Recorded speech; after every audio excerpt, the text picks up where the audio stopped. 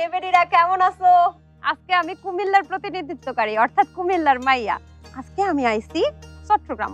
আজকে আপনাগরে কইরা দেখাইমু মলা মাছ দিয়া কাঁচা আম আর রান্না করবে নুরতাজ ভাবি। কি নুরতাজ ভাবি কেমন আছেন?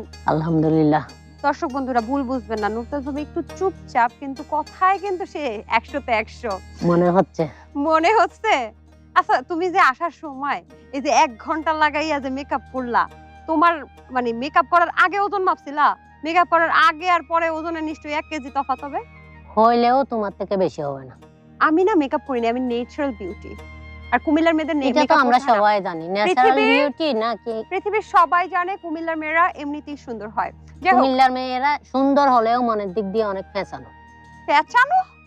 তোমার পেঁচাপেচি পরে বলো, আগে সবকিছু আমি হাড়ির খবর বার করতেছি, তুমি আগে রান্না বলো। কেমনে কেমনে কি লাগবে? মলা মাছ দিয়ে কাঁচা আম।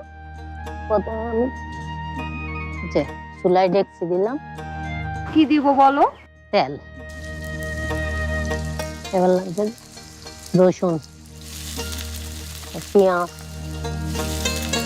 লবণ দিয়ে একটু করে নরম হয়ে গেলে কাঁচা আম দিয়ে যে কোনো রান্নাই কিন্তু অসাধারণ লাগে। গরমের দিনে তো গোসল করার আগে যদি কাঁচা আম মাখানো খাওয়া যায়, এটার থেকে তো ভালো কিছু আর হয় না।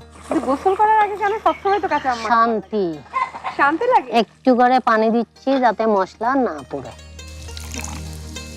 এবার দিব হলুদ গুঁড়া, তারপর মরিচ গুঁড়া। মরিচ তো দিয়ে একদম জ্বালায় ফেলতেছো। একটু জাল হবে না, আর একটু পানি দিচ্ছি মশলা কষে। হেবেরি রান্না তো পুড়ে যাইবো। যাবে না। কুমিল্লার মানুষ কিন্তু মানুষকে হেবেরি হেবেডা বলে, জানো তো তুমি? শুনছি প্রথম, কুমিল্লার ভাষা তো তেমন শোনা হয় না। এবার আমি মাছগুলা